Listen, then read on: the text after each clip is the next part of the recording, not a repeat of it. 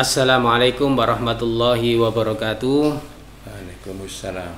Alhamdulillah wa syukurillah wassalatu wassalamu ala rasulillah Sayyidina Muhammad ibni Abdillah wa ala alihi wa sahbihi wa mawalah.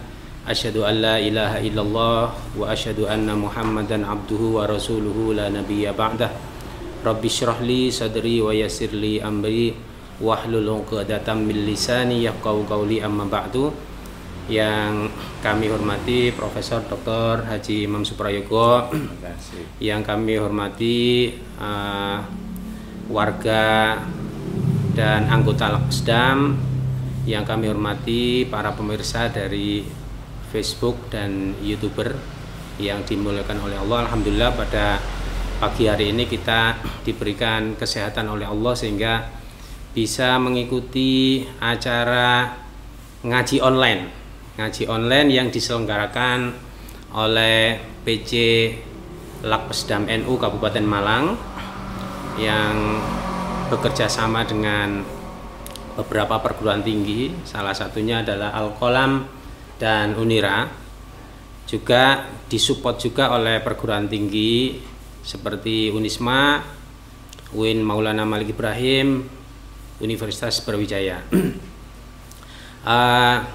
Pada pagi hari ini kita akan mendengarkan langsung ngaji online yang biasanya Lakpesdam PCNU Kabupaten Malang ini setiap puasa itu kita keliling, Prof. Kita keliling ke desa-desa dan sebagainya karena kondisi kita ini sekarang tidak memungkinkan, karena kita harus ada social distancing, ada virus COVID-19, maka kita ubah cara berdakwah kita dengan ngaji online seperti ini. Mudah-mudahan ini tidak mengurangi khidmat kami untuk bisa terus mengabdi pada lembaga Nahdlatul Ulama, ya. Dan ini juga langsung disupport oleh PCNU Kabupaten Malang dan Kota Malang. Narasumber yang akan yang ada di hadapan para pemirsa sekalian ini adalah Profesor Dr. Haji Imam Suprayogo. Beliau ini adalah mantan rektor UIN Maulana Malik Ibrahim selama 16 tahun memimpin, dan beliau juga sebelumnya di UIN itu juga memimpin di Universitas Muhammadiyah. Banyak pengalaman-pengalaman beliau ketika memimpin lembaga pendidikan. Dan juga sekarang beliau ini memimpin Jam'iyah Islamiyah. Jadi Jam'iyah Islamiyah ini satu jam'iyah atau lembaga yang memang khusus mengabdi dan bergerak di bidang hati, ya, Prof. Dan tema kita pada pagi hari ini itu memang berkaitan dengan pengalaman-pengalaman beliau, yaitu di bidang pendidikan, agama, dan keluarga. Untuk itu maka kami akan mewawancarai dengan Profesor Dr. Imam Suprayogo tentang apa itu pendidikan, agama, dan keluarga.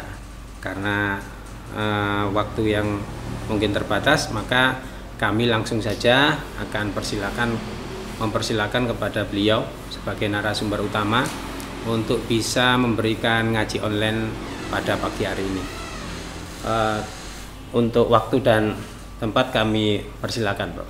Terima kasih. Assalamualaikum warahmatullahi wabarakatuh. Sebelum saya bicara tentang pendidikan, barangkali saya ingin melengkapi aktivitas saya yang tadi disebut oleh Pak Malik. Saya pernah menjadi Rektor Universitas Islam Negeri Maulana Malik Ibrahim Malang selama 16 tahun. Lalu setelah itu saya diajak oleh Gus Salahuddin Wahid ke Tebu Ireng. Saya ditunjuk menjadi Ketua Yayasan Universitas Hasyim Asy'ari, itu sudah hampir 10 tahun. Lalu selain itu saya juga menjadi anggota Badan Pembina Universitas Islam Malang, Unisma itu diajak oleh Prof.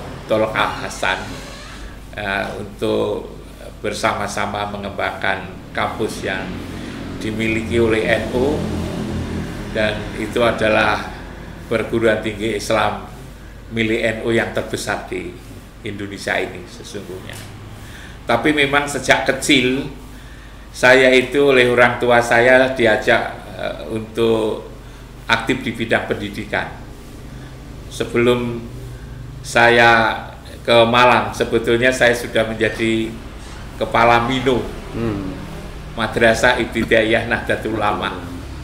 Biasa sebagai seorang kiai, ayah saya itu kiai tapi kecil-kecilan, anggota Syuriah NU di Trenggalek sana.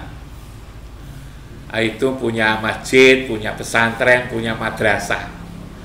Daripada mencari-cari kepala sekolah, maka saya sendiri ditugasi oleh ayah saya menjadi kepala Mino. Saya kira di Malang ini masih banyak itu Mino itu yang mungkin juga perlu dikembangkan. Bukannya perlu tapi harus gitu kan.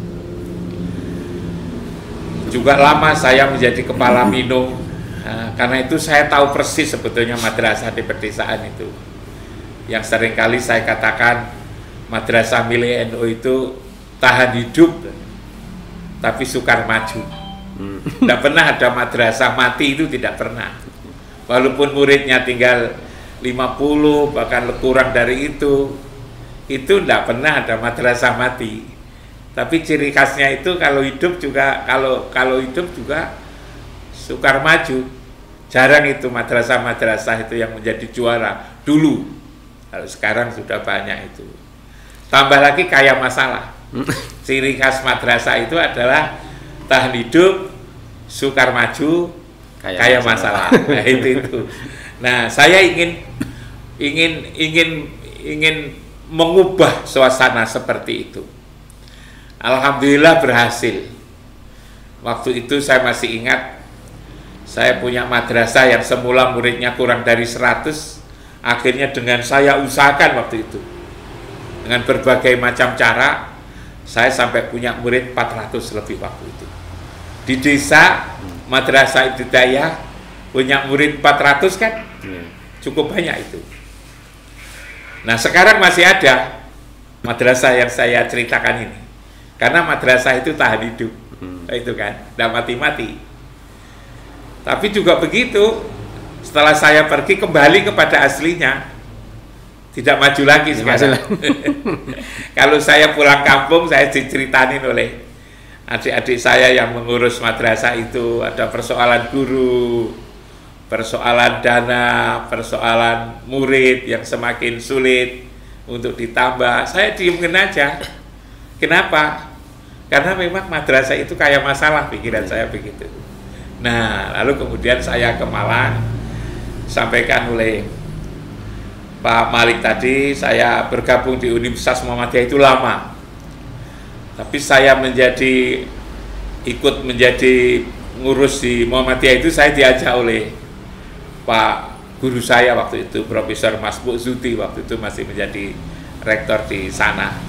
Tapi saya sebagai seorang anaknya Kiai NU, saya mesti pamit sama ayah saya sama ibu saya itu. Boleh tidak saya diajak oleh guru saya untuk bergabung membesarkan di Muhammadiyah? Dikatakan boleh. Nggak usah mikir panjang, dia bilang boleh. Tugasmu itu sederhana aja sebetulnya, kata ayah saya.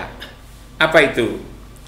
Tugasmu itu di mana saja ajaklah orang untuk selalu ingat Allah dan Rasulnya, mengucapkan la ilaha illallah di mana saja. Kalau kamu di NU, ajaan itu. Kalau kamu di Muhammadiyah, ajaan itu. Di Al-Wasli atau di mana saja, ajaan orang untuk bicara, untuk mengucapkan kalimat la ilaha illallah. Aku sudah senang. Itu satu pesan yang tidak pernah saya lupakan. Yang kedua, betapa pentingnya masjid. Ayah saya itu anaknya banyak, seringkali lalu dikumpulkan, anak-anaknya itu dikumpulkan, lalu kemudian diberitahu mungkin visi misi keluarga lah orang tua saya itu. Dia bilang, anak saya itu banyak ya, kamu sekian, seambrek, dia nyebut itu seambrek. Kalau saya membekali uang, membekali harta, saya jelas tidak akan mungkin.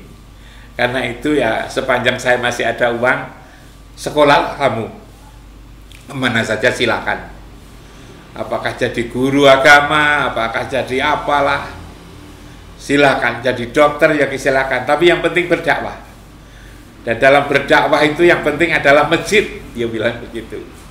Karena itu kalau kamu ini kaya, gitu ya, maka jangan lupa membuat masjid. Syukur kalau masjid yang kamu buat itu besar dan bagus. Karena itu memang penting. Bahkan beliau mengancam, awas kalau rumahmu lebih baik daripada masjidmu. Awas kalau madrasahmu lebih kecil, lebih sederhana daripada rumahmu. Rumahmu tidak boleh lebih baik, lebih besar daripada masjidmu. Rumahmu tidak boleh lebih baik daripada madrasahmu. Itu pesan seperti itu. Kalau kamu tidak bisa membuat masjid yang besar dan bagus, seperti yang saya katakan tadi, buatlah masjid yang kecil aja, namanya musola. Tapi kalau musola saja tidak bisa buat, maka jangan berhenti. Kalau ada orang buat masjid, bantu dan pakai uang. Kalau kamu tidak punya uang, bantu dan pakai tenaga. Karena tidak punya uang, punyamu hanya tenaga, bantu pakai tenaga. Tapi kalau kamu membuat masjid yang besar tidak bisa, membuat masjid yang kecil namanya musola tidak bisa, membantu uang tidak bisa, membantu tenaga tidak bisa, karena kamu memang miskin dan lemah, aku pun juga tidak kecewa. Dengan catatan, kamu harus mau menjadi isinya masjid. Menjadi isinya masjid. Jadi jangan sampai masjid itu kamu lupakan. Dan kamu nomor 2 kan daripada lebih tidak dianggap penting daripada rumah. Begitu juga madrasah. Itu pengalaman hidup saya.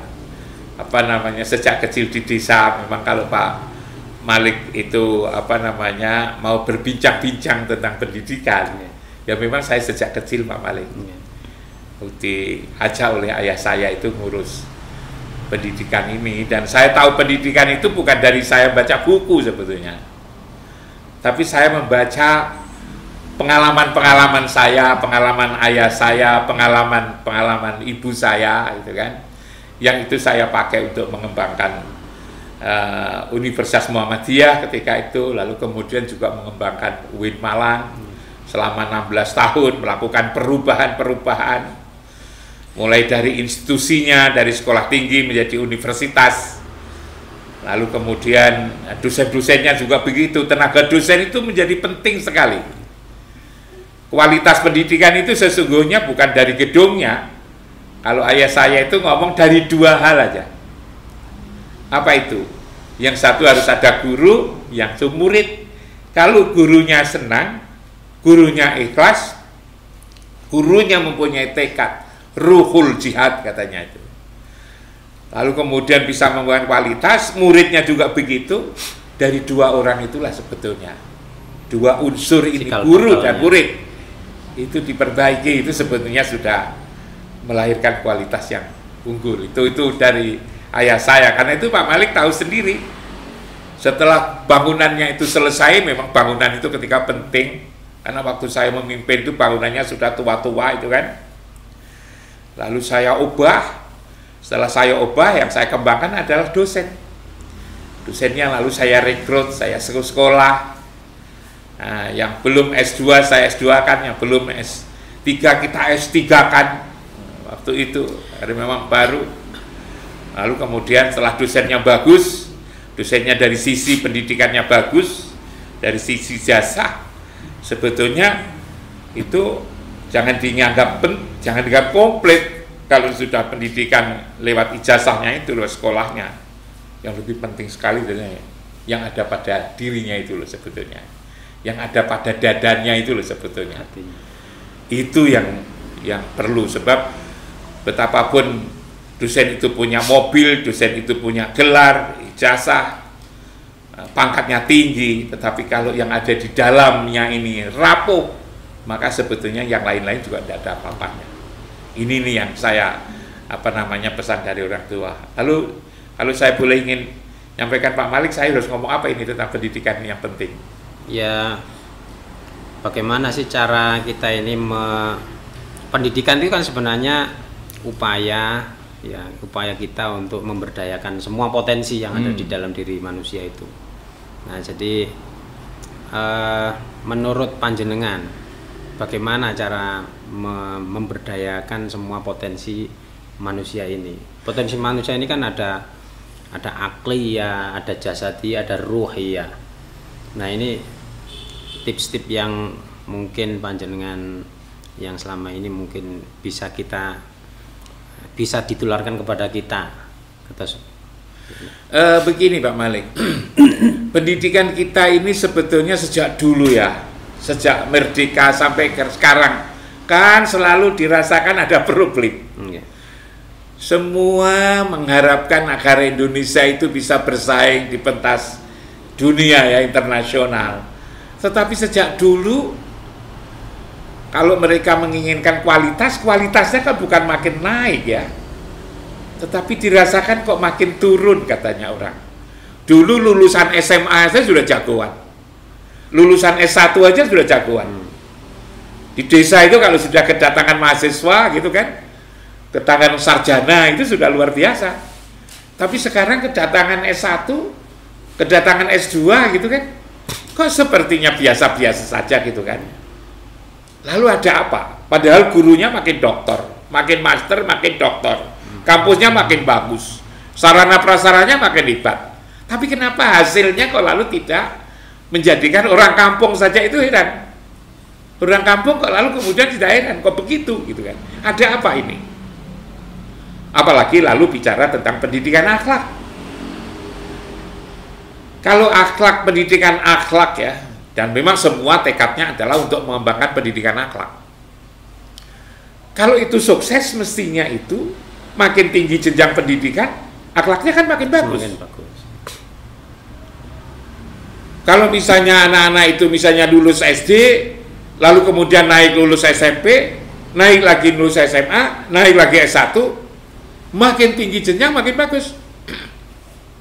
Tapi coba kita jujur, kita itu jujur aja tentang akhlak ini, tentang kejujuran misalnya, tentang kenakalan. Kalau kita mau bandingkan anak TK sama anak SD itu nakal mana? Jangan-jangan nakal SD. Kalau anak SD dibandingkan dengan SMP, jangan-jangan nakal SMP. Dibandingkan dengan SMA, jangan-jangan anak SMA lebih nakal daripada SMP. Dibandingkan dengan S1, jangan-jangan lulusan S1 itu juga tidak lebih baik daripada anak-anak SMA, anak SMP. Dalam soal kejujuran, jangan-jangan TK itu lebih jujur daripada lulusan S2. Jangan-jangan anak TK itu lebih jujur daripada S3. Saya kadang-kadang juga merenungkan anak-anak SD, anak-anak SMP, anak-anak SMA itu kan. Kalau ujian itu kan harus ujian negara, ujian nasional, itu kan ditata secara rapi mungkin. Tempatnya harus jaraknya berjauhan, tas-tas, catatan-catatan tidak boleh, HP tidak boleh dibawa masuk. Yang ngawasi tidak hanya satu, tapi ada dua. Bahkan dulu pengawasan dari perguruan tinggi coba. Lalu soal saja tidak boleh dititipkan ke kepala sekolah, harus dititipkan di kantor polisi coba. Kepala sekolah kalau tidak dipercaya untuk ketitipan soal ujian coba, harus dititipkan kantor polisi. Itu kan sudah teman sebetulnya. Distrustnya. Sudah terjadi distrust kayak begini nih. Lalu kemudian yang ditakutkan apa? Ditakutkan itu nyontek, kan gitu kan? Anak-anak ujian nasional itu SD, SMP, SMA itu ditakutkan nyontek. Padahal polisi yang ini. Pertanyaannya adalah, kalau sudah S2, S3 itu apa tidak nyontek? Ya tidak. Tapi copy paste, parah. Jadi lebih parah, ke atas itu lebih parah pendidikan kita itu. Pekerjaan juga begitu, belum tentu kan? Yang sudah S2, sudah S3 belum tentu itu menjamin. Lalu apa sebetulnya yang salah dari pendidikan ini? Apa yang salah daripada pendidikan ini? Saya kok harus merenungkan begini Pak Malik. Jangan-jangan pendidikan itu kan meluah manusia. Jangan-jangan kita itu tidak kenal siapa sih sesungguhnya yang disebut manusia itu siapa. Kalau kita itu mau ngolah manusia dan manusianya saja tidak kita kenali, bagaimana bisa berhasil? Orang membuat kue itu juga bahannya gitu. Tepungnya dikenali, gulanya apa, lalu kemudian garam, airnya semua dikenali, tempatnya juga dikenali. Kalau tidak kenal, bagaimana bisa membuat kue yang bagus? Begitu juga pendidikan itu katanya adalah ngelola manusia. Bagaimana akan bisa menghasilkan bagus kalau kita tidak kenal siapa sih sesungguhnya manusia itu? Kita harus kenali dulu. Dan ini barangkali yang terlewatkan. Manusia itu sebetulnya siapa? Pertanyaan filosofis. Pertanyaan filosofis barangkali, tetapi walaupun filosofis kan harus dimengerti. Wong ini juga filosofis harus itu disederhanakan. Harus disederhanakan. Katakan misalnya untuk jelasnya, apakah yang saya lihat itu Pak Malik? Menurut saya bukan. Pak Malik itu malah tidak saya lihat. Yang saya lihat itu siapa kalau gitu? Yang duduk saya sebelah saya itu, yang mewawancarai saya itu. Yang duduk itu adalah tubuhnya Pak Malik. Nanti kalau saya tanya misalnya, itu kaki siapa Pak Malik? Pak Malik akan mengatakan kaki saya kan. Tangan siapa Pak Malik? Pak Malik akan mengatakan tangan saya. Perut siapa? Perut saya. Itu mata, telinga, hidung siapa? Mata, telinga, hidung saya. Kepala siapa? Kepala saya. Tubuh siapa? Tubuh saya.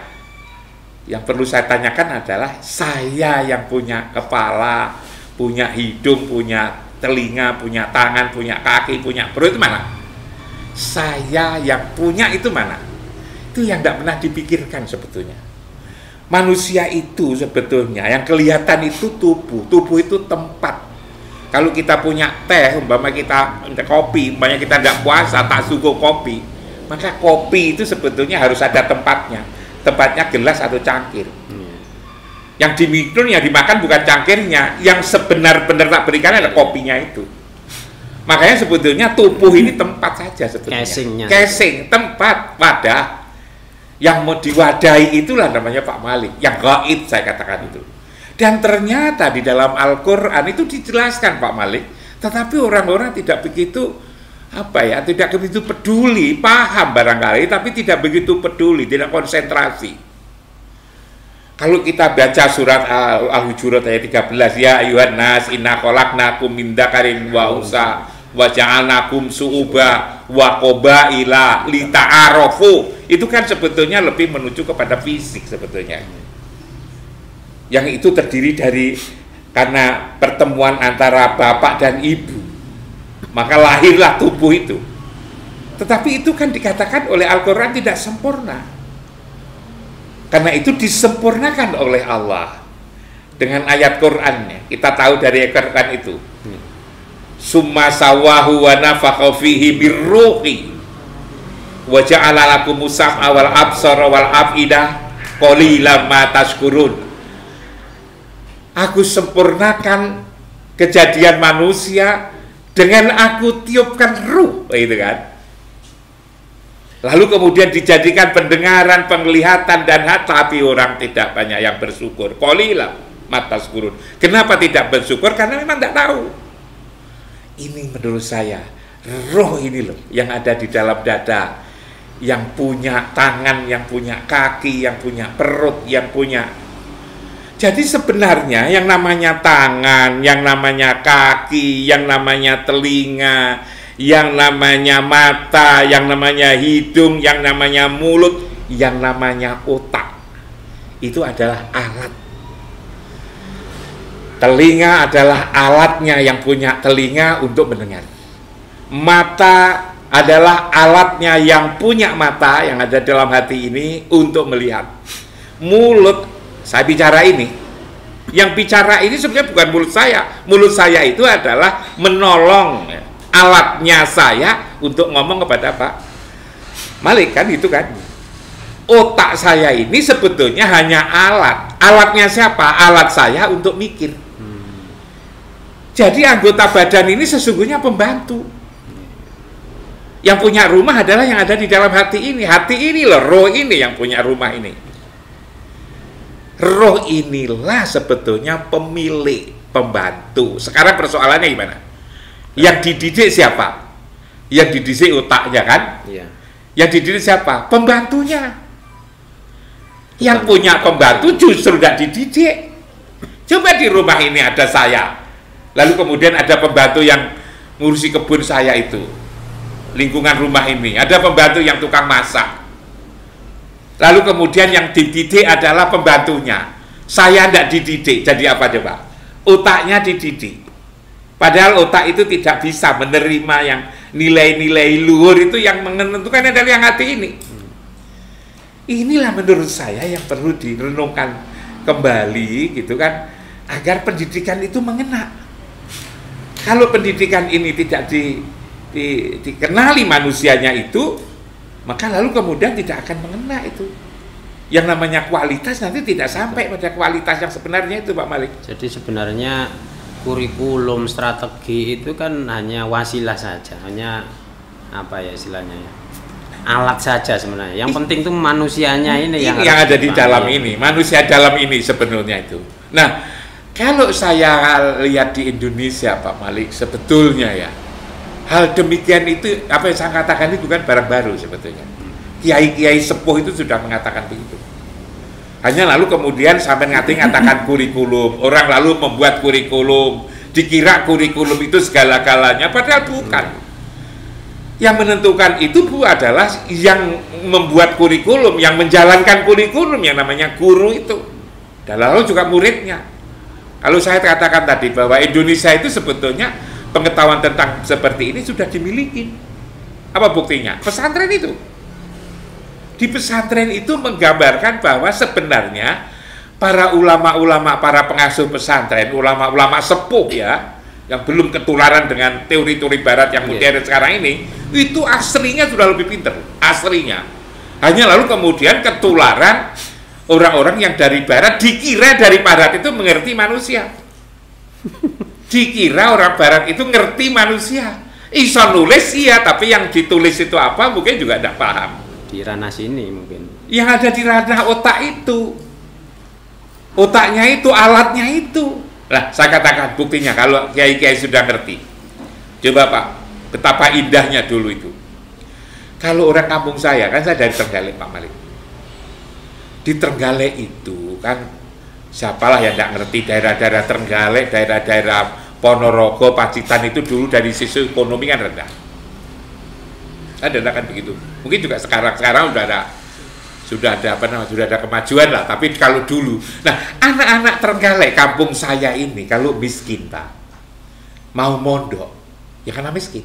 Maka ya mondoknya itu di sekitar Trenggalekannya, sekitar rumah lah, pondok kecil-kecil, ngaji di masjid, ngaji di musola. Tapi kalau anak di Trenggalek itu dulu punya uang, tapi uangnya tidak cukup, maka mondoknya tidak di sekitar kampung saya, tapi pergi ke Blitar sama Banyuwangi sama Jember. Aku tidak malu mengatakan begitu. Kenapa ke Blitar? Kenapa ke Banyuwangi? Kenapa Blitar? Ke Jember? Karena di sana tanah luas, sawah banyak, sehingga pagi mereka itu bisa kerja, berlatih kerja di sawah, akan dapat upah, ataupun juga kerja di tempat kiai, sorenya sama malamnya ngaji, sehingga masih bisa berlangsung. Pulang lalu kemudian bisa nggak usah cari pekerjaan, karena memang di pondok dia dulu bertani kan gitu. Tapi kalau orang kampung saya itu yang kaya, yang bisa membiayai anaknya pergi ke pesantren, maka bertanya dulu, ingin alim di bidang apa? Jadi tanya, ingin alim di bidang apa? Mondok di sana. Kalau ingin alim di bidang bahasa Arab, maka perginya ke Kediri, ke Lirboyo. Nahwu. Kenapa Nahwu? Kenapa? Karena di Lirboyo itu ada Kiai Makhlus yang alim di bidang tata bahasa Arab. Tapi kalau ingin alim di bidang tasawuf, dia tidak pergi ke Kediri. Perginya itu ke Pesuruan atau ke Bakalan. Kenapa? Karena di Pesuruan itu ada Kiai Hamid, di Bakalan ada Kiai Khalil. Kalau itu lalu kemudian ingin alim di bidang fikih, tidak ke Pasuruan, tidak ke Bangkalan, tidak ke Kediri, kemana? Asem Bagus, di Sukorejo, karena di sana ada ahli kiai yang alim di bidang fikih, namanya adalah Kiai As'ad Samsul Arifin. Nah, kalau ingin tafsir hadis dan seterusnya itu kemana? Ke Langitan atau ke Jombang. Di Langitan, kenapa di Langitan? Di sana ada Kiai Abdullah Waki. Jadi dulu itu kalau orang belajar ilmu itu ya kepada orang yang punya ilmu, yang alim. Kalau ingin itu pinter silat, ya kepada jagoan silat, pendekar silat. Jangan hanya kepada orang yang pernah membaca buku tentang persilatan. Nanti ya tidak akan bisa silat, tidak akan jadi jago. Kenapa? Karena mestinya belajarnya ya kepada ahlinya. Lah ini, sekarang itu setelah menjadi kampus itu berbeda. Kenapa orang sekolah ke kampus ini, kenapa milih itu dan tidak milih yang lain? Alasannya itu yang murah, yang SPP-nya bisa dicicil, yang bisa kuliah Sabtu Minggu, yang gedungnya bagus, orientasinya sudah yang tidak perlu kuliah setiap hari. Ini sudah rusak sebetulnya sekarang ini. Jadi selain yang ini tadi, maka orientasinya itu sudah keliru. Belum lagi begini, Pak Malik. Guru itu juga begitu. Guru itu seharusnya itu tidak boleh lalu bicara tentang uang, tentang honorarium. Guru itu adalah melaksanakan, apalagi guru agama, tugas-tugas profetik. Tugas-tugas profetik adalah tugas-tugas kenabian. Nubuah. Di dunia ini Allah itu menurunkan sekian banyak para nabi dan rasul. Kalau tidak salah yang diriwayatkan oleh Abu Dzar itu ada 124.313 orang. Nabinya 124.000, Rasulnya itu 313, yang diceritakan kisahkan dalam Al-Quran itu ada 25 orang. Tidak ada satupun mereka itu yang minta digaji, minta bayaran. Karena memang tugasnya adalah tugas untuk memperbaiki hati. Tugas berarti tidak boleh lalu kemudian seperti tugas di pabrik. Nah, sekarang itu antara pabrik dengan lembaga pendidikan sudah disamakan. Ini ada kekeliruan lagi kayak begitu itu. Paradigmanya itu sudah dikelirukan kayak begini ini. Belum lagi itu Pak Malik, soal guru. Guru itu sama tadi ngomong kurikulum. Lalu kemudian tatkala guru aku mau ngajar, lalu tanya kurikulumnya mana, bahannya mana, bukunya apa, lalu kemudian dia baca. 2 hari, 3 hari dia baca. Lalu kemudian setelah itu diajarkan. Bagaimana dia bisa memasukkan sesuatu kepada hati kalau di hati diri sendiri saja? Masih belum. Sekarang ini hanya dari buku ke buku. Dari buku ke buku itu belum tentu yang nulis buku itu juga paham betul loh sebetulnya itu. Kalaupun toh paham, belum tentu yang tertulis itu sebenarnya persis seperti yang terjadi di lapangan yang di alam itu. Belum tentu. Kok lalu kemudian kita memahami hanya dari sisi buku? Tidak cukup sebetulnya itu. Kalau hanya dari sisi buku itu. Mungkin pengalaman. Itu pengalaman sebetulnya yang mengalami. Apalagi Pak Malik, menjelaskan sesuatu, apalagi agama misalnya. Agama itu lebih pada rasa. Apa bisa rasa itu dijelaskan Pak Malik? Apa Pak Malik sanggup menjelaskan misalnya ya, di sini ini ada durian di Malang ini, lalu kemudian daerah tertentu, katakanlah misalnya sampean pergi ke Amerika Latin, saya baru ke Amerika Latin tahun yang lalu, akhir tahun lalu itu, di sana tidak ada durian, lalu saya cerita durian, apa bisa saya menjelaskan rasa durian? Walaupun saya ini sudah ngajar bertahun-tahun, puluhan tahun jadi profesor, suruh menjelaskan rasa durian, aku tidak sanggup. Karena nggak punya pengalaman. Karena nggak punya pengalaman. Ini. Jadi cara menjelaskan tentang sate Madura, ya nggak akan. Caranya gimana menjelaskan? Bawa saja durian, bawa saja itu sate, berikan kepada mereka. Pasti dia tahu gimana sate rasanya, enak. Gimana durian, enak. Dia sendiri tanpa dikasih penjelasan. Nah ini guru itu juga begitu. Hanya mementingkan kurikulum, tetapi lalu kemudian dia belum merasakan. Ini coba kesalahan. Kita boleh kritik lah. Tatkala kurikulum dirubah kemarin itu, lalu kemudian guru-guru ditatar di hotel selama 2 minggu. Coba berapa miliar itu se-Indonesia ini? untuk membiayai penataran itu saja, belum bagi yang lain. Lalu kemudian setelah ditatar 14 hari, lalu kemudian disuruh ngajar. Loh, dia sendiri belum paham kok suruh ngajar pada orang lain. Jadi banyak kebijakan, banyak paradigma tentang pendidikan. Nah, seperti di pesantren lagi-lagi. Saya membaca ya, entah benar atau enggak, tapi saya yakin itu benar. Saya baca tentang Kiai Hamid Pasuruan. Waktu itu saya betul-betul, lalu setelah baca tak renungkan betul-betul, inilah saya katakan guru. Apa yang saya baca di situ? Setiap hari Minggu begini ini, kalau pagi dari jam 6 sampai jam 7 itu ngaji beliau itu. Yang dengarkan bukan hanya santri, tapi yang mendengarkan juga masyarakat lingkungan, masyarakat lingkungan, bahkan juga dari jauh-jauh banyak yang belajar kalau Kiai Hamid pada waktu hari Minggu. Nah, biasanya Kiai itu disiplin banget katanya. Saya percaya begitu saja. Nah, beliau memulai jam 6, ngakhiri jam 7, karena hanya 1 jam. Nah, tapi satu saat terjadi keanehan. Begitu memulai hanya 5 menit, hanya menjelaskan 5 baris, berhenti. Diem beliau itu. Beliau diem.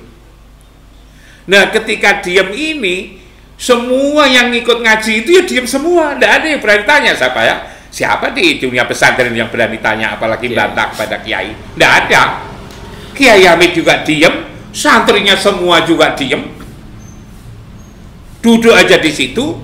Nah, begitu nyampe 1 jam, gitu kan.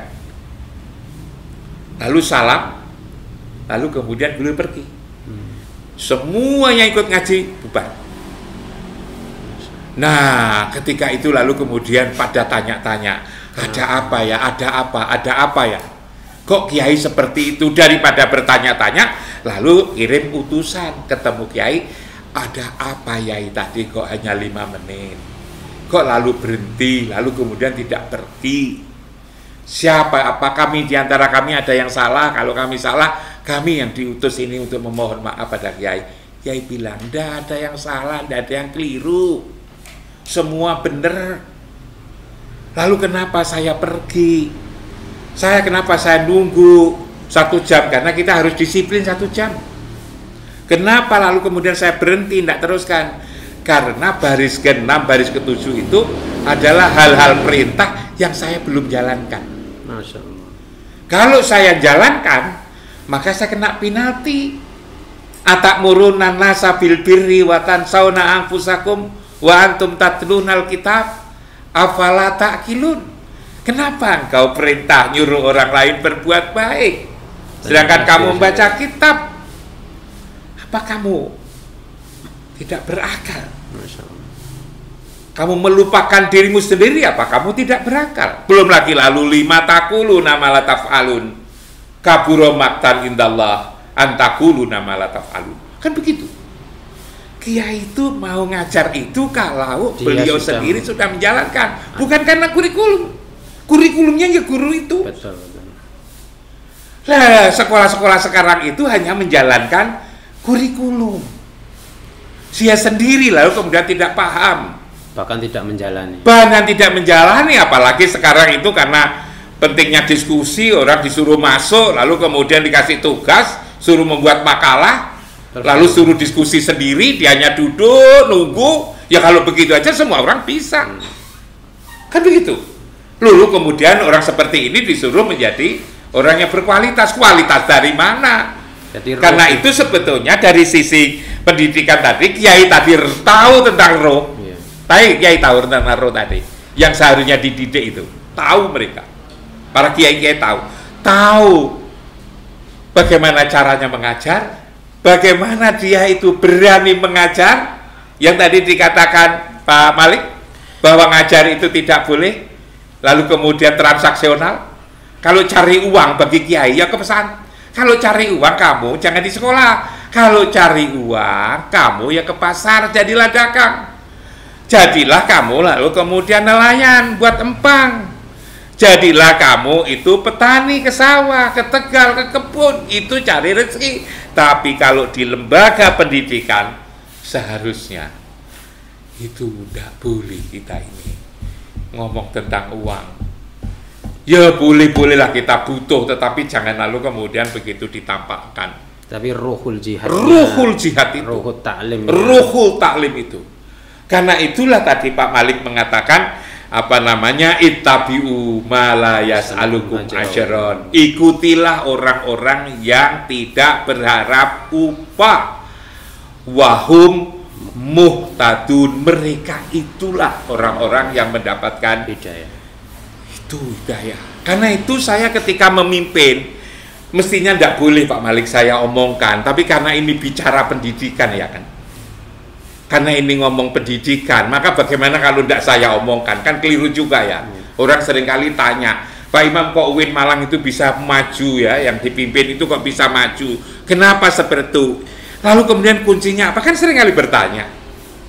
Mulai saya katakan, untuk maju itu kita harus berjuang, tak bilang. Untuk berjuang itu apa? Berjuang itu harus berkorban.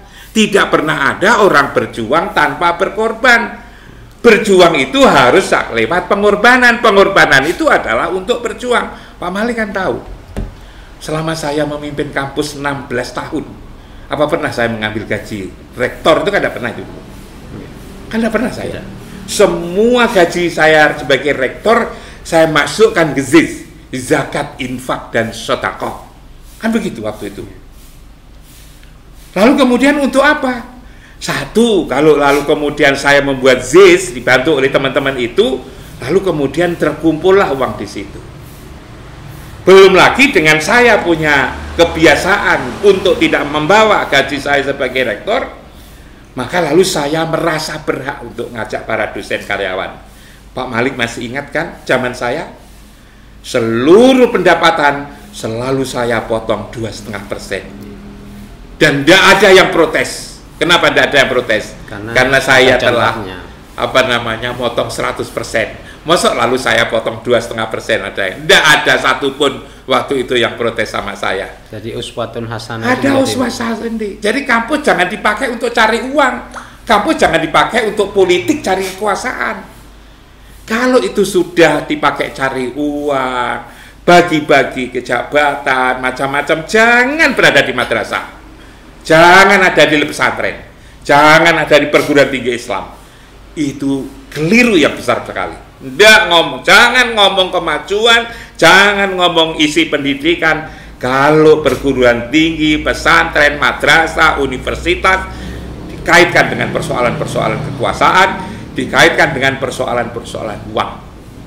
Akhirnya apa? Akhirnya dengan gaji saya tak di situ, lalu kemudian para dosen, para karyawan saya potong, saya ambil 2,5%. Lalu kemudian ZIS itu punya banyak uang. Untuk apa uang ini?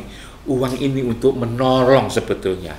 Menolong para mahasiswa-mahasiswa yang dari daerah-daerah yang minus, yang lalu kemudian bayar SPP saja kurang, lalu kemudian bayar kos-kosan, lalu mereka datang ke saya minta bantuan, saya tinggal ngomong itu pergi ke ZIS. Barangkali kamu bisa tolong 100% atau 75% atau 50%. Kan seperti itu Pak Man. Sehingga lalu kemudian mahasiswa pun lalu kemudian juga ikut-ikut. Pak Malik kan tahu itu. Ada radio kampus kan dulu. Ada lalu kemudian alat-alat kayak gini yang dimiliki oleh mahasiswa. Apa itu dari kampus? Bukan itu. Seni religius itu bukan dari kampus. Mereka kalau punya waktu itu beasiswa. Kan waktu itu kan juga ada beasiswa, tanpa saya suruh mereka itu motong sendiri 30%. Lalu kemudian uangnya dipakai untuk radio kampus, dipakai untuk alat-alat seni religius. Akhirnya lalu kemudian semua itu menjadi gerakan untuk menjadi maju. Lah waktu itu coba Pak Malik masih ingat, saya memulai membuat ma'had itu kapan? Kan tahun 98. 99 mulai membuat ma'had. Waktu itu kan tidak masuk akal, ketika itu lagi krisis, reformasi itu. Jangankan pemerintah memberi uang, pemerintah itu bisa bertahan saja waktu itu sudah luar biasa. Kok kita waktu itu bisa membuat ma'had? Yang bisi 1.500 itu yang laki-laki di utara itu. Dari mana itu? lagi-lagi saya mulai dari diri saya sendiri. Kalau tidak salah, mobil saya pribadi itu saya jual, pakai untuk modal pondasi waktu itu. Mobil pribadi saya itu loh saya jual pakai pondasi. Dari lalu kemudian hanya pondasi kecil kayak begitu itu, lalu kemudian saya ngomong sama wali mahasiswa baru, ini saya mobil sudah saya jual. Ini perguruan tinggi Islam itu harus bisa melahirkan kedalaman spiritual, keagungan akhlak, keluasan ilmu, kematangan profesional yang tidak sama dengan yang lain. Uangnya terbatas. Kalau tidak lalu kemudian kita berjuang menjaga kandang pemerintah, sejak dulu seperti ini. Maka mobil saya sudah saya jual. Uang saya dari sebagai rektor saya tidak bawa pulang. Mereka ini gimana wali murid? Walah, wali murid waktu itu lalu kemudian pada angkat tangan. Saya tidak mau membuat Prof Imam sendiri, Pak Imam sendiri. Harus tak temanin. Aku perlu apa? Kalau misalnya SPP-nya sekian, uang gedungnya sekian, aku bisa nambah 2, 3, 4 kali, 5 kali lipat. Ada orang Gresik itu yang bayar 5 kali lipat waktu itu. Tapi lalu kemudian ada yang dari daerah-daerah minus, yang dari Pacitan, ya saya setuju. Tapi saya itu saja harus nyicil. Ya enggak apa-apa, kalau kita gotong royong umat Islam itu kan.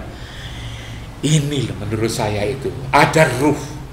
Gurunya harus ada ruh jihad, pimpinannya ada ruh jihad, karyawannya juga ada ruh, santri-santrinya mahasiswa ada ruh jihad. Niat itu tadi. Tahu tentang manusia, tahu tentang siapa guru, tahu tentang manajerial, kan ini manajerial itu kan. Tahu yang diinginkan, tahu siapa sih sesungguhnya guru yang seharusnya menjadi contoh, menjadi toladan. Bahkan tahu levelnya sendiri, tahu dirinya sendiri. Saya ini di sini belum menjalankan, saya diam dulu. Diam dulu.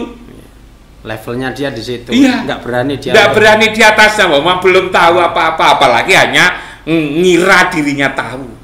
Kalau hanya ngira dirinya tahu, lalu kemudian ngomong tahu ya banyak orang bisa, kan begitu. Tapi apa sudah bisa beri bukti? Karena itulah maka kalau saya melihat sekarang ini sebenarnya saya tidak usahlah soal-soal pendidikan itu belajar ke Amerika, belajar ke Eropa, belajar ke Jepang, belajar kepada kiai saja sebetulnya. Itu sudah cukup. Hanya lalu kemudian harus ada improvisasi, harus ada inovasi. Jangan lalu kemudian tidak ada inovasi sebab dunia ini berubah. Maka pendidikan juga harus selalu berubah. Nah, mau saya kalau ini sampean share, saya senang sekali sampean wawancarai sini, bagi-bagi di warga NU di kota dan Kabupaten Malang ini tahu semua. Tidak hanya tahu bagaimana membuat bangunan, tidak hanya tahu bagaimana merekrut dosen, tapi sebetulnya di dalam hati itu ada apa. Kan begitu. Lalu kemudian juga jangan melupakan sejarah. Jangan melupakan sejarah. Hidup ini seperti tangga itu loh. Ada tangga 1, ada bancikan kedua, tahap ketiga, sampai naik. Nggak bisa langsung di atas. Karena misalnya Pak Malik ngomong, saya sekarang profesor. Lah kan profesor itu kan diangkat dulu, disekolahkan dulu, dikasih pengalaman dulu. Berarti lalu kemudian tidak bisa. Lalu kemudian ini adalah sebuah prestasi ketika punya ujuk-ujuk. Itu tidak bisa, anji-anji.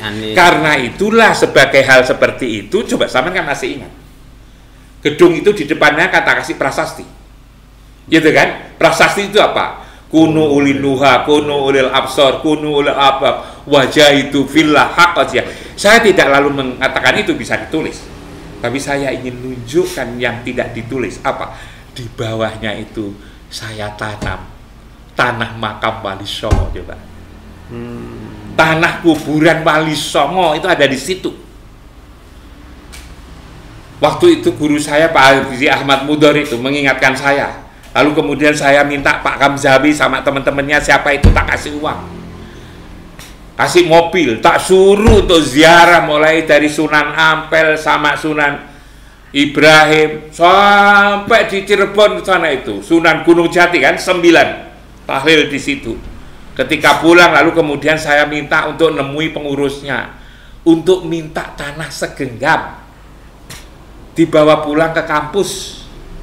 Lalu kemudian tanah yang segenggam-genggam itu saya tanam di bawah prasasti itu. Prasasti yang belakang atau yang di depan itu? Yang di depan itu, yang di bawah itu adalah tanah Wali Songo itu. Begitu juga yang di belakang itu, tiga-tiganya itu tak kasih tanah Wali Songo semua, bagi walaupun kecil-kecil. Untuk apa sebetulnya ini? Saya ingatkan, saya untuk mengingatkan, jangan melupakan sejarah. Islam ke Indonesia ini adalah lewat yang namanya para sunan, para wali. Kita menyelenggarakan ini sebetulnya adalah meneruskan yang dahulu. Padahal yang namanya Wali Songo itu tidak pernah tahu saya. Tapi saya harus tahu kepada mereka. Tanah kuburannya saja itu saya tanam di situ. Dari sisi sejarah. Belum lagi lalu dari sisi pesan. Pesan saya tak tulis di situ, kunu ulinuha, kunu ulil abab, kunu ulil absar, wajah itu fillah kakal jihati. Itu sebetulnya saya baca dari misi hidupnya para wali itu. Para wali itu ngajak untuk menjadikan hati, telinga, mata telinga kita yang tajam, menjadi otaknya yang cerdas, menjadi hatinya yang lembut, dan mereka berjuang. Wajah itu fillah kakal jihati. Apa dianggap wali kalau mereka tidak berjuang? Apa tidak dianggap wali kalau dia hatinya tidak lembut? Apa dianggap wali kalau dia bodoh? Apa dianggap wali kalau dia tidak bisa melihat masa depan yang jauh? Itulah saya tangkap dari di situ. Masukkan di situ. Dan itu juga ke depannya sebagai pesan. Pesan saya apa? Pesan saya agar semua orang yang bekerja, belajar di situ niru Wali Songo sebetulnya. Itu pesan sebetulnya itu. Hanya lalu kemudian saya tidak tahu apakah penerus-penerus saya itu menangkap sebenarnya terhadap apa yang saya pikirkan, apa yang saya renungkan selama ini. Kalau mereka yang meneruskan itu sebenarnya mengikuti apa yang saya rumuskan sekian lama itu, maka sebetulnya kampus kita akan maju. Tapi ya silakanlah, namanya sejarah itu bisa jadi, sejarah itu seperti gergaji gitu. Gigi gergaji kan naik turun.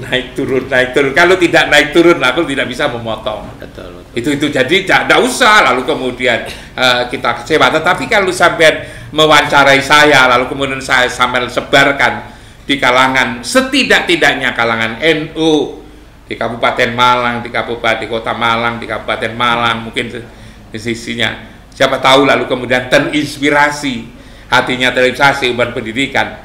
Insya Allah kita bisa membuat gerakan itu. Kalau sampean misalnya sekarang tadi ngomong saya itu memimpin Jamiatul Islamiyah, memang ya di Indonesia ini guru besarnya anggota saya sudah lebih dari 400 orang. Lalu kemudian sudah ada 24 provinsi. Semua yang memimpin itu adalah guru besar itu semuanya itu. Ada Profesor Amin Abdullah, ada Profesor Komarudin Hidayat, ada Profesor Nanat, mantan rektor UIN Bandung itu, lalu Profesor Gumilar, mantan rektor UI, Profesor Joni Hermana, rektor ITS itu, Makassar, Profesor Azhar Arsad, Ambon sana ada Profesor Tamimi. Mereka gerak untuk menyatukan umat, mengembangkan potensi ini, menyatukan hatinya itu disatukan mereka itu. Lalu kemudian jak bersatu. Lalu kemudian saya sudah melebar ke berbagai macam negara. Misalnya saya tahun 2018 kemarin saya ke Malaysia aja 5 kali, setelah itu lalu ke Singapura, lalu saya ke Jepang. Di Jepang banyak orang yang syahadat, saya tersentuh betul. Mereka tidak mengerti Islam, tapi kasih kalian mengerti, mereka ternyata lalu kemudian ya memang ada 2-3 kali kita bicara 4 kali. Lalu dari Jepang saya ke Belanda, lalu Belgia, dari negara utara lalu ke selatan, ke Australia, saya ke New Zealand, ke Wellington, ke Auckland. Lalu kemudian setelah itu akhir tahun 18 kemarin ke California, ke San Diego, San Francisco, ke Los Angeles. Tahun 2019 kemarin ke Malaysia lagi beberapa kali, lalu ke Singapura, kembali lagi ke Prancis, ke Jerman, lalu kemudian ke Belanda, ke Belgia, lalu ke Amerika Latin. Amerika Latin itu jauh banget. Dari New York itu harus naik pesawat lagi 5 jam itu. 30 jam gitu. Iya, 30-an jam itu ke Bogota. Soalnya ke Kolombia. Amerika 24 jam. Ya, ke Kolombia, ke kota. Waduh, di sana itu masih memerlukan agama sekali. Di sana belum kenal. Coba bayangkan di Bogota, di Kolombia, itu penduduknya 6 juta. Berapa yang muslim? Yang muslim hanya 150. Laki-laki ini saya jengkel sekali. Orang 150 ternyata sampai punya 3 masjid. Bukan berarti masjidnya itu tidak cukup, tetapi karena alirannya ada 3, Pak. 6 juta, yang muslim hanya 150, itu berpecah belah. Coba muslim kayak begitu itu. Masjidnya sampai 3 itu karena ada 3 aliran. Lalu kemudian dari New York, saya lalu kemudian ke Rusia. Saya pergi ke Rusia. Di Rusia ada 1 tahun di 2 kali. Ke Petersburg, lalu ke Moskow, lalu kemudian ke Kazan. Terasa betul bahwa kita ini memang diperlukan. Kita ini sebetulnya, Indonesia ini sebenarnya mempunyai kekuatan dan kelebihan yang luar biasa untuk berdakwah di dunia ini sebetulnya. Karena itu tidak ada waktu sebetulnya. Belum waktunya kita ini sebetulnya berselisih, lalu kemudian membuat kelompok-kelompok kecil-kecil, lalu antar kelompok, lalu kemudian bersaing, lalu kemudian saling mengalah. Itu belum waktunya. Itu menggambarkan orang yang tidak ngerti kehidupan ini sebenarnya itu. Coba sama lihat misalnya di Bogota, di Kolombia, di Argentina, di Chili, coba. Itu semua memerlukan kedatangan kita untuk menyiarkan Islam itu. Karena itu hal-hal kayak gini ini menjadi penting sekali. Pondok pesantren masih penting sekali. Kita belum waktunya untuk bertengkar sebetulnya itu. Harus kita himpun bagaimana misi kerasulan itu bisa nyampe sebenarnya itu. Begitu juga lembaga pendidikan kita ini. Coba Pak Malik, dari Lapes Jam ini nanti bisa digerakkan. Madrasah-madrasahnya gimana? Lalu sanawiyahnya gimana? Aliyahnya gimana? Lalu yang sudah ada ini kita kembangkan Al-Qalam dan Unira ini. Ini jangan ngomong di daerahnya, sebab besar tinggi apa nah kecilnya perguruan tinggi itu bukan di tempat. Kalau di tempat itu ada orang yang hebat, di Al-Qalam itu ada orang yang hebat, gigih, punya ruhul jihad, itu luar biasa. Saya sudah buktikan, misalnya Gontor. Gontor itu di mana? Gontor di Ponorogo. Dan itu bukan di kotanya Ponorogo. Itu di daerah Gontor, di desa itu. Coba sama bayangkan. Di Gontor ini, itu muridnya dari mana? Kan mulai dari Aceh sampai Papua. Bahkan juga dari Malaysia. Orang dari Malaysia lalu mau mondok saja ke Gontor. Dari Malaysia mestinya Jakarta. Dari Jakarta kok harus ke Surabaya. Dari Surabaya kok harus ke Gontor. Yang maju kok malah Gontor. Ini menggambarkan tempat sebetulnya kan tidak menjadi masalah sebetulnya. Karena di Gontor ada yang namanya Kiai Sarkasi, lalu Kiai Sahal, ada Kiai Fanani, dulu orang 3 aja punya. Karena itu kalau di sini nanti di masing-masing tempat itu, misalnya mulai di pagi saji di Kepanjen, lalu ditumpah ada orang-orang punya gigih, rukul jihad, bisa nyanyi Gontor. Al-Amin coba kan di ujung sana itu, Madura, Sumeneb. Lalu kemudian yang ada lagi di Makassar sana itu, Imim, ada Imim di Makassar itu. Kenapa muridnya dari mana-mana itu? Karena di situ ada pejuang. Ada orang yang mengorbankan apa yang dimiliki untuk kepentingan pendidikan. Sama dengan UIN Malang dulu. Setain Malang yang kecil, yang muridnya itu ada sekitar 1000. Termasuk saya. Termasuk sampean. Dosennya itu hanya 43, itu sudah tua-tua. Kalau ke kampus biasanya sudah watuk-watuk. Sudah sakit asam urat. Sudah stroke. Ya kalau ke kampus mesti bawa balsem sama remason. Sehingga kampus itu baunya remason dan balsem. Itu dulu. Saya memimpin mereka itu 6 bulan meninggal 7 waktu itu. 43, 336. Tapi saya gerakkan. Dirubah lembaganya. Gedungnya dirubah. Lalu kemudian diajak untuk berjihad semua di situ. Jadi lembaga yang kayak begitu gede itu. Itu sebetulnya karena ada ruhul jihad. Karena itu ruhul. Bolehlah itu terbakar semua, hilang semua kampus ini. Tapi kalau ruhul jihad yang ada di dada ini masih ada, maka walaupun gedungnya kebakaran, hilang alat-alatnya, hilang semua, masih bisa bangkit. Karena itu ruhul jihad. Roh itu tidak pernah mati. Tidak pernah mati. Dan itulah yang dilakukan oleh Jepang, yang dilakukan oleh Korea, bahkan juga oleh orang Cina, walaupun ininya yang terkokoh. Ini diberikan oleh Allah kepada siapapun. Tergantung bagaimana kita memanfaatkan apa yang ada di dalam hati. Ini Pak Malik yang saya katakan, barangkali masih ada yang perlu saya jelaskan, saya tanya. Silakan. Memang setelah perbincangan kita tadi itu, pada intinya pendidikan itu pertama itu kita harus mengenal diri kita sendiri. Jadi man arafa nafsahu faqad arafa rabbahu. Ibda binafsi, sehingga kita ini bisa mengetahui level kita ini, Prof. Level kita seperti Mbah Yai Hamid tadi, level saya masih di sini. Dan itu menjadi kayak apa ya? Kayak energi yang luar biasa bagi murid-muridnya, sehingga mereka itu juga mau melangkah yang lebih jauh, nggak berani, gurunya aja nggak berani. Akhirnya gitu. Santri-santrinya Kiai Hamid kan dari mana-mana mendidikan pesantren-pesantrennya berkembang luar biasa. Jadi itu. Tidak ada transaksional. Nah, yang paling penting itu tadi, tidak transaksional. Memang ketika kita ini bicara dikit-dikit duit, duit kok cuma dikit kan? Itu kayaknya kayak gimana ya, kita ini terus akhirnya kreativitas itu terbelenggu oleh itu, kreativitas terbelenggu, inovasi juga terbelenggu, sehingga kita ini kalau nggak ada ini saya nggak akan kerja lah. Ketika nggak ada kerja itu akhirnya kita nggak. Jadi kreatif. Mental sebetulnya. Kalau kita berada di pendidikan, maka mental kita harus mental pendidikan. Betul.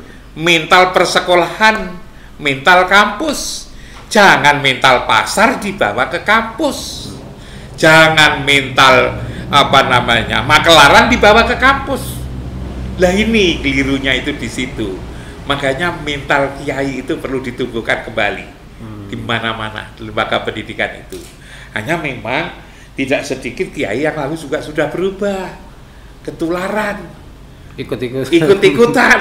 Mestinya dia yang nulari. Kok lalu kemudian malah niru. Karena itu setiap saya bicara dengan kiai, saya selalu katakan, Yai, pesantren itu bukan tempatnya orang yang meniru. Pesantren itu tempatnya orang yang ditiru, tak bilang gitu kan. Tempatnya pesantren itu tempatnya yang ditiru. Kemarin saya datang dari mana itu? Dari Pandaan. Di Pandaan naik itu, lalu kemudian ke kanan itu ada pesantren namanya Singa Putih. Oh, okay. Nah, saya pernah diundang ke dengan share itu ya. Yang share itu Singa Putih, naik pada itu kerja langsung. Bahkan lalu ini datang ke sini sama ustadz-ustadznya, putra-putranya sendiri, nanyakan tentang kurikulum. Tak bilang tidak ada kurikulum yang sama tiru, Yai. Sampean itu harus jangan lalu ngajak nunjukin saya harus niru kemana. Orang di mana-mana video dari sampean tak share ke teman-teman saya WA, para rektor itu, PTN dan PTKIN, para profesor. Untuk apa?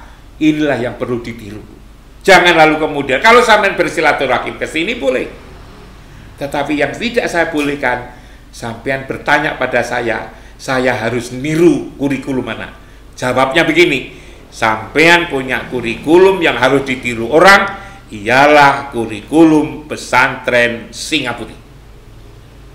Kurikulum pesantren Singa Putih. Biasa ya. Kiainya sampean ini, bilang itu. Hanya ada yang saya itu kadang-kadang terharu, Pak Malik. Katanya kalau minta sama saya, katanya sekarang ini sudah tidak mungkin karena saya sudah keliling kemana-mana. Tapi tetap dia itu mau minta sama saya. Apa itu? Kalau saya mati, jenazah saya itu minta dikuburkan di pondoknya agar bisa disiarahi. Itu akan lucu ya. Ya itu loh, jangan dimasukkan di situ. Malu dipotong kan. Iya. Masya Allah. Katanya akan dikoli katanya itu. Pak Imam itu, Kiai, katanya begitu, nanti saya via ziarah saya bisa call menginspirasi saya. Ya tak tunjukkan. Coba santri-santri perempuan diajarin naik apa namanya? Kuda, lalu kemudian tapi tak beritahu. Tapi begini Yai, di samping yang fisik ini coba Yai tangkap bahwa ajari anak-anakmu berenang, kan itu. Ajari anak-anakmu berkuda. Ajari anak-anakmu memanah. Jangan hanya ditangkap dari sisi fisiknya Yai, tapi dibalik yang fisik ini makna hakikat. Apa misalnya? Itu kan hadis Nabi itu kan disampaikan oleh Rasulullah ketika di Mekah dan di Madinah. Di Mekah dan di Madinah itu kan tidak ada laut. Konteksnya tidak ada sungai, tidak ada kolam renang. Kok disuruh untuk belajar renang? Mungkin adalah seperti orang berenang. Seperti orang berenang apa? Apa orang berenang itu ciri khasnya? Bergerak. Tidak pernah ada orang berenang tidak bergerak. Kalau tidak bergerak dia akan tenggelam, dan tenggelam mati. Karena itu kalau anak-anak di sana punya potensi, yang suka Quran terus digerakkan Qurannya, yang suka bertani digerakkan terus pertaniannya, yang berdagang digerakkan, yang seni buatkan seni itu. Jangan lalu kemudian tidak digerak. Sebab sampean tahu kan Yai, yang namanya petinju Muhammad Ali itu, Tyson, walaupun sudah juara dunia itu, dia masih berlatih, digerakkan terus. Kalau tidak berlatih, dia lalu bertanding, dia akan kalah. Karena itu diajari bergerak. Yang kedua, ajari naik kuda. Kuda itu apa? Sampai punya kuda, berapa kudanya? 9 katanya. Dia punya kuda 9 itu, yang gede-gede itu. Apa ciri kuda? Jangan-jangan sampai tidak tahu Yai. Napa niku cirinya? Kuda itu mau diajak kemana saja kalau yang ngajak itu ada di depan atau dinaikin. Walaupun dingin, kuda itu diajak mandi itu mau, kalau penggembalanya masuk sungai dulu, masuk kolam dulu, lalu ditarik. Tapi kalau kudanya suruh masuk, lalu penggembalanya di belakang, pukuli pantatnya, dia tidak masuk, malah nyepak. Kalau nyepak dua kaki sekaligus, prak, apa namanya? Ibda binafsi. Ajarilah anak-anakmu itu manajerial dan leadership dan manajerial. Memimpin orang harus ada di depan. Yang ketiga apa?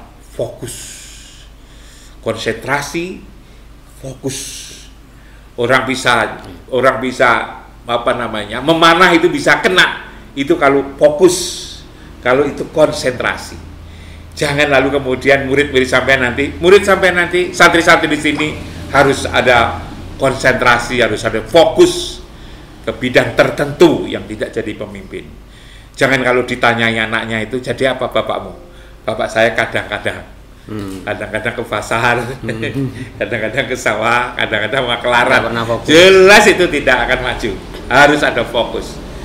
Berenang, berkuda, manajerial dan sip, lalu kemudian fokus. Ini sukses Yai.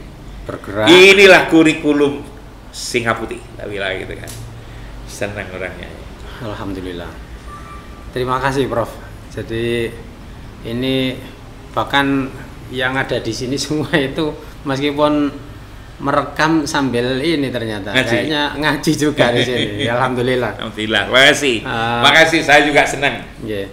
Mudah-mudahan ini menjadi inspirasi kita semuanya bahwa di pendidikan itu tidak semata-mata kita ini bergerak hanya untuk mencari maisha, mencari ini dan sebagainya, tapi yang bahkan jangan mencari maisha. Okay. Jadi mestinya kita ini kalau cari uang kita ke pasar, ke kebun, ke laut, gitu kan, berternak. Nanti di sela-sela itu kita makan ini. Sama dengan kehidupan para rasul itu, tidak ada pekerjaan kenabian itu dipakai untuk cari uang, tidak ada. Okay. Tapi dipakai mereka pada pedagang, mereka menjadi petani, nelayan dan seterusnya itu. Dan tidak perlu takut karena Allah sudah menjamin sudah kehidupan kita ini. Betul. Terima kasih Prof. Tadi itu ada clue yang mau kita jadikan ini ya. Tadi dari Prof Imam itu saya tangkap itu ada hati yang lembut, berpikir cerdas, dan berkhidmat untuk masyarakat, ngoten Prof. Iya. Jadi itu nggih. Iya, iya. Bolehkah ini boleh, saya jadikan ketika ada acara-acara ini kita suarakan? Boleh, silakan. Jadi, boleh. Ini kita dapat ini ya, kayak semacam apa ya? Moto pergerakan Lakpesdam kita ini. Jadi yang kemarin kita diskusikan di forum itu, gimana ya, apa yang motonya, ternyata terjawab di sini. Jadi hati yang lembut, berpikir cerdas, dan berkhidmat untuk masyarakat. Nonton Prof. Nah, ini para pemirsa sekalian, ya alhamdulillah karena waktu sudah hampir Jumatan. Ya, hampir Jumatan dan memang sudah habis. Kami dari Lakpesdam PCNU Kabupaten Malang mengucapkan terima kasih pada Profesor Dr. Haji Imam Suprayogo yang telah memberikan Mauidhah Hasanah ngaji yang kita selenggarakan secara virtual. Nah, mudah-mudahan ini bisa menginspirasi kita semuanya, menginspirasi khususnya di NU, tapi pada umumnya juga di masyarakat semuanya. Pada umumnya. Dan ini juga nanti akan kita ini sudah streaming di Facebook dan nanti juga akan kita ini tayangkan di YouTube. Ya. Dan barangkali juga diperlukan oleh masyarakat luas. Insya Allah. Jadi jangan hanya Malang untuk Malang, tapi Malang untuk semuanya. Bahkan gitu untuk dunia, insya Allah. Untuk dunia. Jadi jangan lalu dibatasi kerja itu Malang untuk Malang. Tapi bagaimana kekuatan Malang itu bisa menyinari dunia ini yang lebih luas dalam rangka pengembangan pendidikan Islam, Pak Malik. Baik, Prof. Terima kasih atas ininya. Mungkin yang terakhir doa sebelum nanti akan disampaikan oleh panjenengan untuk doanya. Setelah itu nanti kita sama-sama itu motonya Lakpesdam dari Profesor Imam Suprayogo tadi itu, lembut hati, berpikir cerdas, berkhidmat untuk masyarakat. Mungkin yang terakhir barokah doa. Yang doa bukan Pak Malik. Panjenengan. Napa sinten? Yang doa Pak Malik aja. Saya menurut saya. Ya ini Pak Malik. Kalau khatib Al-Fatihah.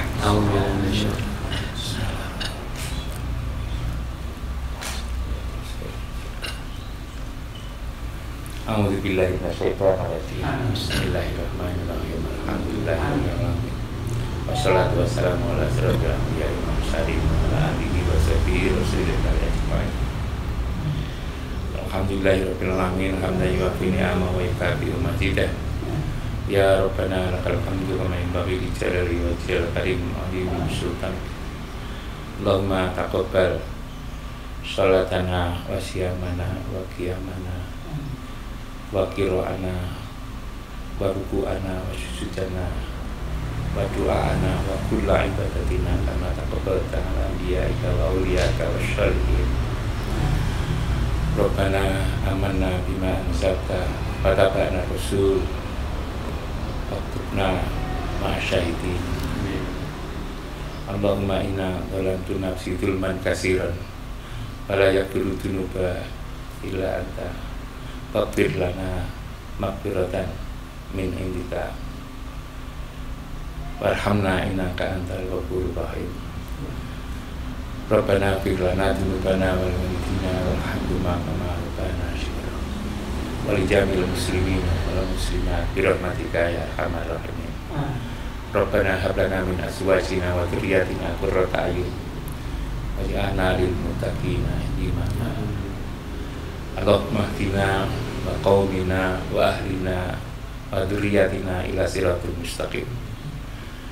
Allahumma inna hadzal baita baituka wal harama haramuka wal amna amnuka wal abda abduka wa ana abduka wa bani abdika wa hadzal maqamal a'idin bika minan nar wa harin rukumana wa basyaratana lana ta'ala bi rahmatika ya arhamar rahimin.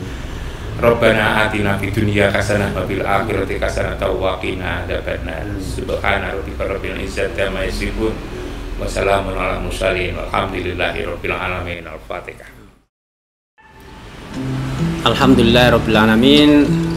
Demikian para pemirsa sekalian, baik yang ada di YouTube maupun di Facebook dan media-media yang lainnya, acara ngaji online yang diselenggarakan oleh Lakpesdam PCNU Kabupaten Malang bekerja sama dengan Unira, Al-Qolam, Unisma UIN Maulana Malik Ibrahim, Universitas Brawijaya. Ya, semoga tayangan kita ini selama Ramadan insya Allah sampai 1 bulan bisa memberikan pencerahan kepada Bapak sekalian, para pemirsa, sehingga bisa menginspirasi, bisa bergerak menginisiasi bagaimana kualitas lembaga pendidikan yang ada di sekitar kita.